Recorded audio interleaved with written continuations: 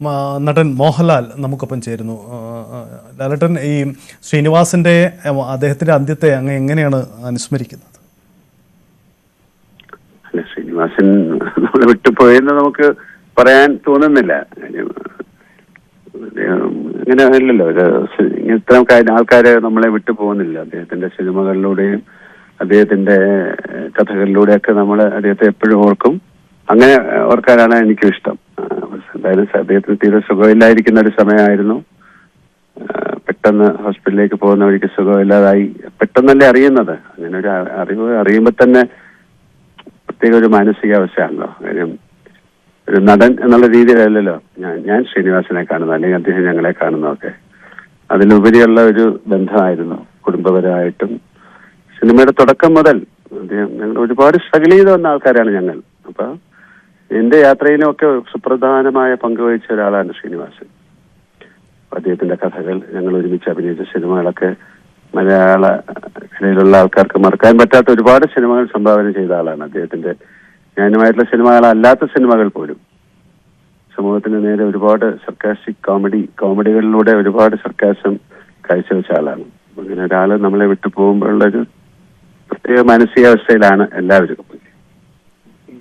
ഇപ്പം താങ്കളെയും ശ്രീനിവാസിനെയും ഒക്കെ ഇഷ്ടപ്പെടുന്ന ഞങ്ങളടക്കമുള്ളവർക്ക് ശ്രീനിവാസിന്റെ വിയോഗ സമയത്ത് ഓർമ്മ വരുന്നത് നിങ്ങൾ ഒന്നിച്ചുള്ള സിനിമാ അനുഭവങ്ങൾ അങ്ങനെ നിരവധിയുണ്ട്. ഓർത്തെടുക്കാനൊക്കെ ഞങ്ങൾക്ക് ഒത്തിരി ഉണ്ടാവും. അപ്പോൾ താങ്കളുടെ ഓർമ്മകൾ അതിലും എത്രയോ വലുതായിരിക്കുമെന്ന് ഞങ്ങൾ ഊഹിക്കുകയാണ്.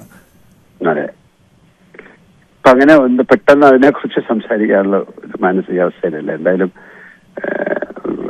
നഷ്ടം എന്ന് പറയുന്നില്ല, അതൊരു പറഞ്ഞറിയിക്കാൻ പറ്റാത്ത കാര്യം. ഇതുപോലെ തന്നെ നമ്മുടെ കഴിഞ്ഞ വർഷങ്ങളിൽ വളരെയധികം ആൾക്കാർ നമ്മളെ വിട്ടുപോവുകയാണ് മലയാള സിനിമയിൽ ഏറ്റവും. അപ്പൊ അതിന്റെ കൂടെ അങ്ങ് ആ ഒരു ചിന്തയിൽ നിൽക്കുമ്പോൾ വല്ലാത്ത സങ്കടം തന്നെയാണ് ഉണ്ടാകുന്നത്. അങ്ങിപ്പോ എവിടെയാണുള്ളത്? കൊച്ചിക്ക്? ഞാൻ എറണാകുളത്ത് തന്നെ. ഉടൻ തന്നെ അങ്ങോട്ട് പോകുന്നുണ്ടോ? എന്താണ്? അല്ല, ഇതിന്റെ തീരുമാനങ്ങളൊന്നും ആയില്ലല്ലോ. അങ്ങനെ പെട്ടെന്ന് ചോദിച്ചാൽ എനിക്ക് മറുപടി പറയാൻ പറ്റില്ല. അവര് എന്താണ് തീരുമാനിച്ചതെന്നല്ല, ഹോസ്പിറ്റലിൽ തന്നെ അല്ലേ. അപ്പൊ അതിനെക്കുറിച്ച് അന്വേഷിച്ചുകൊണ്ടിരിക്കുകയാണ് കേട്ടോ. വളരെ നന്ദി പ്രതികരിച്ചത്. എന്തായാലും മോഹൻലാൽ ഓർത്തെടുക്കുന്നത് തീർച്ചയായിട്ടും നമുക്ക് മുന്നിലേക്ക്, മലയാള സിനിമാ പ്രേമികൾക്ക്, മലയാളത്തെ വീക്ഷിക്കുന്ന എല്ലാവർക്കും മുന്നിലേക്ക് മോഹൻലാലും ശ്രീനിവാസനും ഒത്തുള്ള എത്രയോ കഥാപാത്രങ്ങളുണ്ട്. അതിനുമപ്പുറമുള്ള സിനിമാ അനുഭവങ്ങൾ അവർക്ക് പങ്കുവയ്ക്കാനുണ്ടാവും. സജി ചെറിയാൻ, മന്ത്രി സജി ചെറിയാൻ പ്രോഗ്രാമാണ്. രാജേന്ദ്ര മൈതാനത്തിൽ രാവിലെ ഉദ്ഘാടനമാണ്. ബഹുമാനപ്പെട്ട മുഖ്യമന്ത്രിയാണ്. അത് കഴിഞ്ഞാൽ അദ്ദേഹത്തിന്റെ സംസ്കാര ചടങ്ങുമായി ബന്ധപ്പെട്ട കാര്യങ്ങളിലേക്ക് ഇടപെടും. സർക്കാരിന്റെ പരിപാടികളാണ് അദ്ദേഹം വിശദീകരിച്ചത്.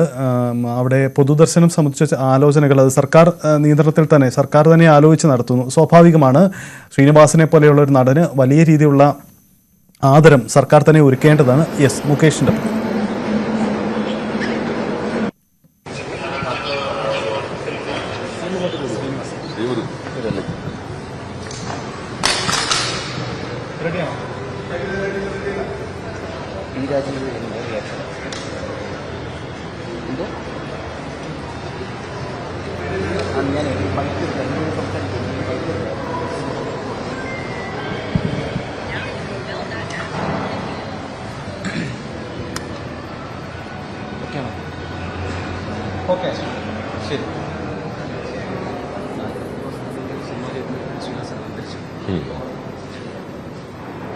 മലയാള സിനിമയിൽ നടനും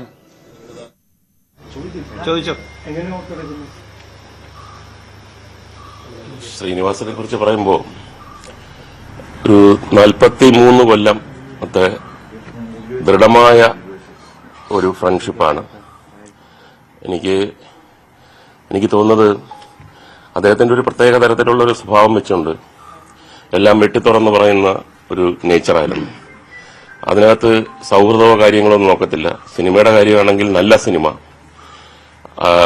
TV പരിപാടിയാണെങ്കിൽ നല്ല TV പരിപാടി, നല്ല കഥ, നല്ല തിരക്കഥ. അതിനുവേണ്ടി ഒരു വിട്ടുവീഴ്ചയും ചെയ്യാത്ത ഒരാളാണ്.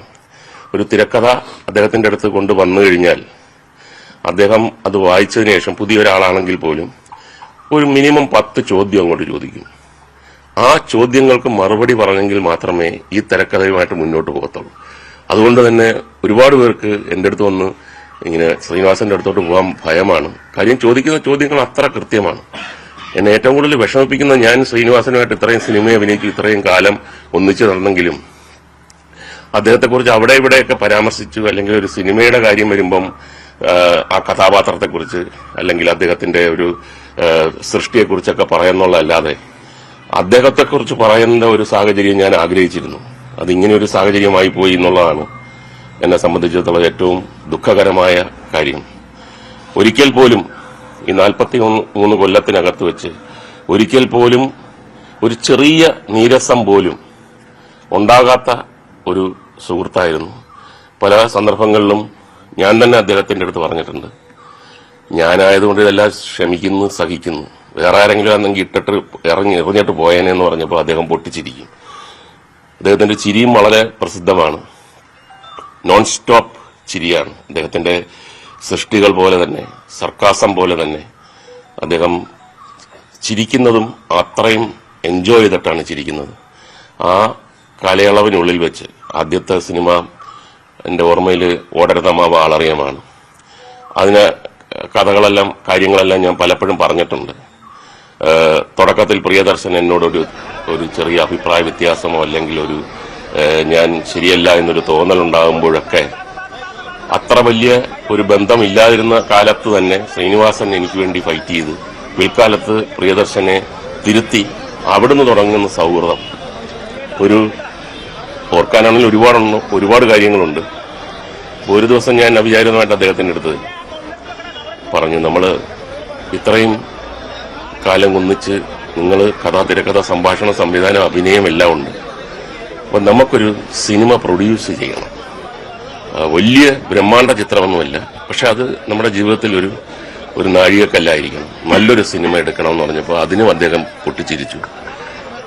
പിന്നെ കുറച്ചു നാൾ കഴിഞ്ഞപ്പം ഒരു കല്യാണം, എറണാകുളത്തുള്ള ഒരു കല്യാണം അറ്റൻഡ് ചെയ്യാൻ വേണ്ടി ഞാൻ വന്നപ്പം പെട്ടെന്ന് അദ്ദേഹം എന്നെ ഇങ്ങനെ സൂക്ഷിച്ചു നോക്കിയിട്ട് പറഞ്ഞു, ഒരു കാര്യം പറയാനുണ്ടെന്ന് പറഞ്ഞു. അപ്പൊ ഞാൻ പറഞ്ഞു, കല്യാണം അതിനേക്കാൾ പ്രധാനപ്പെട്ട കാര്യമാണ് എന്ന് മാറ്റി നിർത്തിയിട്ട് കഥ പറയുമ്പോൾ എന്ന സിനിമയുടെ കഥ എന്നോട് പറയുകയാണ്. എന്റെ കണ്ണ് നിറഞ്ഞുപോയി. ആ കഥ പറഞ്ഞിട്ട് പറഞ്ഞു, നീ എൻ്റെ അടുത്ത് അന്ന് ഒരു കാര്യം പറഞ്ഞില്ലേ, ഒരു സിനിമ എടുക്കണമെന്ന്, നമുക്ക് ഈ കഥയായാലോ? ഞാൻ പറഞ്ഞു, ഇതിനപ്പുറം ഒരു കഥയില്ല. കാര്യം ഇത് സൗഹൃദത്തിന്റെ, ലോകമെമ്പാടും സുഹൃത്തുക്കളുടെയും സൗഹൃദത്തിന്റെയും ഒരു സന്ദേശം കൊടുക്കുന്ന ഒരു കഥയാണിത്.